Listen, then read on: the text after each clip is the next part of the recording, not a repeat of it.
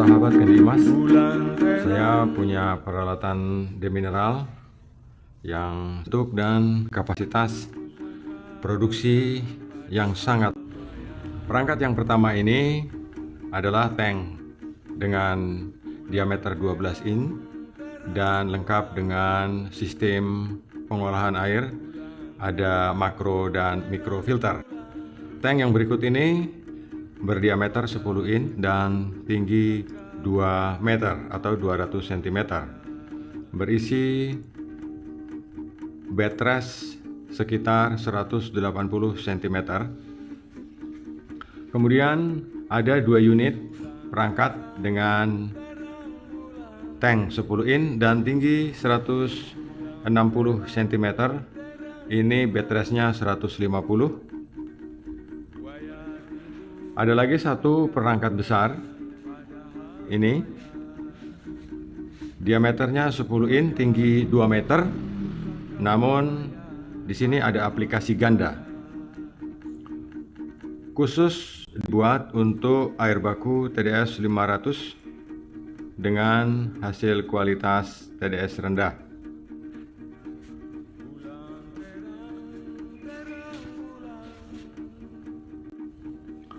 Sahabat Kendimas, saya akan mereview satu perangkat yang spesifik, dan perangkat yang spesifik ini dilengkapi dengan satu double tank untuk kation dan satu tank untuk anion. Double tank ini saya sambung secara seri dan sudah dilengkapi dengan panel yang mumpuni. Di sini ada panel untuk regenerasi, saya menggunakan timer. Kemudian ada panel untuk TDS control, gunanya untuk ketika kita melakukan regenerasi atau kita melakukan flushing, kita bisa melihat kebersihan hasil cuci kita dari TDS control ini. Kemudian yang satunya ini adalah TDS untuk produksi, jadi kita bisa memantau hasil produksi kita dengan TDS produksi ini. Ada switch putar, yang di atas adalah untuk master input PLN atau input listrik. Di bagian bawah ini adalah untuk pompa produksi. Perangkat ini sudah dilengkapi dengan sistem mikrofilter. Saya menggunakan 2 mikrofilter di sini, dan saya sudah menggunakan sistem regenerasi dengan 1 tong untuk bahan cuci kation dan 1 tong kecil untuk bahan cuci anion. Sahabat Kendimas, sekarang mari kita coba melihat sistem switch dari mesin ini. Di bagian atas ini adalah panel dari master control untuk memasukkan aliran listrik. Ketika itu saya hidupkan, lampu kuning sudah menyala, petanda bahwa listrik sudah masuk, dan lampu penerangan kerja pun sudah menyala. Kemudian ini adalah tombol lampu yang bisa gunakan untuk penerangan, untuk mematikan dan menghidupkan. Kemudian di bagian bawah ini ada tombol untuk regenerasi, gunanya untuk mengembalikan bahan cuci ke tong. Kita sudah menggunakan timer untuk regenerasi, jadi kita tidak perlu menunggu. Kita akan memutar tombol panel ini sampai ke angka 60 untuk menandakan bahwa kita membutuhkan regenerasi selama 60 menit. Kemudian ini adalah TDS control untuk melakukan regenerasi. Jika TDS atau angka di monitor ini sudah menunjukkan angka yang sama dengan air baku atau lebih rendah dari air baku, pertanda bahwa kita punya hasil pembilasan atau pada saat regenerasi sudah bersih. Kemudian yang ini adalah tombol untuk produksi. Di sini untuk memantau hasil produksi sesuai dengan TDS hasil yang kita kehendaki. Ini adalah tombol pompa air, dan ini lampu ini adalah lampu untuk memberikan tanda bahwa pompa air sedang bekerja. Sahabat Kendimas, dalam sistem demineral ini saya sudah lengkapi dengan 1 unit lampu ultraviolet yang sangat berguna untuk kita mensterilkan air. Dan keran yang tersedia untuk kita melakukan operasional dari perangkat ini saya sudah bedakan dengan dua warna, yaitu keran berwarna merah untuk regenerasi dan keran hijau untuk produksi. Jadi ketika kita melakukan regenerasi, seluruh keran berwarna hijau ini harus kita tutup, ya. Kita tutup seluruhnya seperti ini kalau kita hendak melakukan regenerasi. Jadi seluruh keran hijau tanpa kecuali kita tutup. Seluruh keran hijau kita tutup. Tanda kita hendak melakukan regenerasi. Setelah kita menutup seluruh keran hijau, kita buka keran merah. Keran merah ini gunanya untuk regenerasi, ya. Ini saya buka. Nah, jika saya melakukan regenerasi, keran merah akan saya buka seperti ini. Setelah keran merah saya buka, saya akan menghidupkan timer untuk cuci kation dan menghidupkan timer untuk mencuci anion. Setelah masa 60 menit, ya, setelah masa 60 menit, kita tunggu sampai timer ini kembali ke 0, ke posisi off. Juga timer ini pada posisi off. Kemudian kita melakukan pembilasan. Ya, kita kembalikan dulu bahan cuci kation kembali ke tongnya.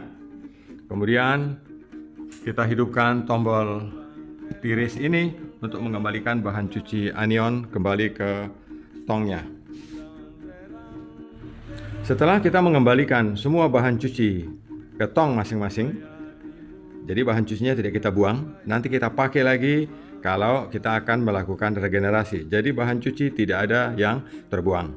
Kemudian kita melakukan pembilasan, berarti keran merah ini sudah selesai regenerasi, harus kita tutup, ya. Kalau melakukan regenerasi selesai, keran merah ini harus kita tutup. Sekarang kita melakukan pembilasan. Jadi saya sudah menyediakan bagian yang terpisah antara pembilasan dengan produksi, antara regenerasi dan pembilasan. Jadi masing-masing sudah terpisah, jadi tidak akan salah.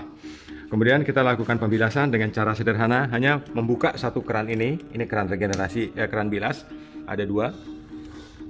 Saya buka khusus keran bilas saja yang terbuka. Nah, kemudian kita hidupkan pompa air, tombol pompa air. Pompa air yang saya pasang di sini, saya menggunakan pompa air dengan kapasitas 35 liter per menit, ya. Jadi kurang lebih sekitar 1.800 liter per jam. Sahabat Kendimas, caranya cukup sederhana seperti ini. Jika kita sudah melakukan pembilasan, nanti angka di TDS Control ini sudah menunjukkan angka yang sama dengan air baku atau lebih rendah dari air baku. Tandanya resin kita sudah bersih. Kemudian kita tinggal membilas anion. Anion pun akan kita bilas dengan cara yang sama. Kita buka keran penghubung ini untuk membilas anion. Prosesnya hanya seperti itu. Kalau sudah selesai, keran bilasnya kita tutup dan kita melakukan produksi.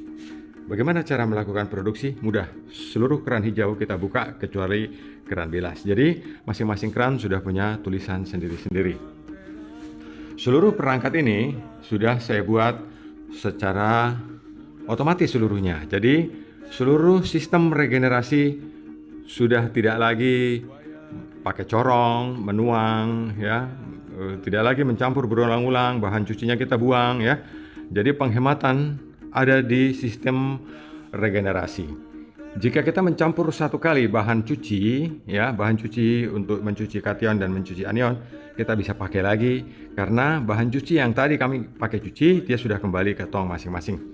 Ini seluruh perangkat ini sama, hanya secara fisik besarnya yang beda. Nah, jika Anda bertanya, apa bedanya perangkat kecil dan perangkat besar?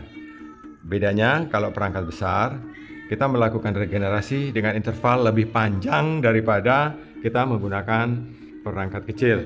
Saya kasih contoh misalnya untuk tangki 10 in dengan tinggi 160 cm ini, kita akan melakukan regenerasi. Misalnya jika TDS air baku kita itu 250-an, kita akan memproduksi air kurang lebih sekitar 7.000 sampai 8.000 liter untuk TDS paling rendah. Tapi kalau misalnya kita menghendaki air dengan TDS, misalnya air baku kita 260 dan kita ingin menjual air dengan TDS 90 saja, ini bisa menghasilkan air 10.000 liter. Setelah masa 10.000 liter, kemudian kita harus melakukan regenerasi, khusus untuk dua perangkat ini. Tetapi untuk perangkat yang di sebelahnya, ini tingginya 2 meter. Dia berisi, kalau diukur dengan sak, kurang lebih sekitar 3,5 sak resin. Jadi bed restnya 180 cm. Ini bisa menghasilkan air. Jika TDS air baku Anda 250 atau 260, ini bisa menghasilkan air 10.000 liter pada TDS 0. Tetapi jika Anda menjual air dengan TDS 50 atau TDS 100, bisa menghasilkan sampai 15.000 liter. Kapasitas pompa yang terpasang adalah 35 liter per menit. Semakin besar perangkat, semakin besar juga pompa, ya. Jadi ini ada satu perangkat yang 12 in, tingginya 2 meter. Saya menggunakan pompa Shimizu dengan kapasitas 45 liter per menit. Seperti itu. Dan diapit dengan mikrofilter 4 buah yang dipasang secara seri dan paralel. Kemudian ada satu tank dengan diameter 16 in. Ini nanti berisi pasir dan karbon. Nah, yang membedakan adalah perangkat ini. Dan yang membedakan juga dari perangkat ini, karena perangkat ini besar, otomatis pompa untuk regenerasi pun harus besar juga, supaya alirannya waktu sirkulasi berjalan sangat kencang. Nah, sahabat Kendimas, di sini untuk regenerasi saya sudah menggunakan pompa yang lumayan besar. Ini bahan stainless dan dari bahan kuningan. Untuk penggali airnya sama. Di sini saya menggunakan satu pompa yang sudah saya modifikasi, ya. Jadi biasanya pompa air itu hanya bisa menyedot air dari sumbernya.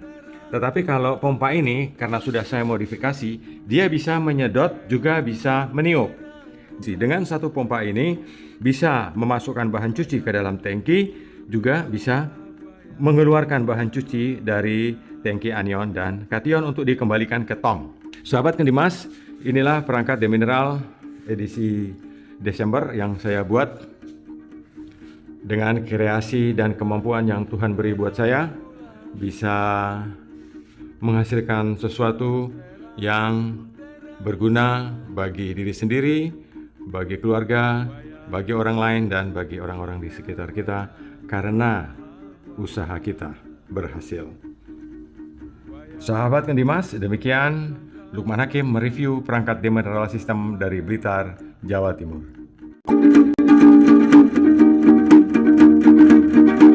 Bulan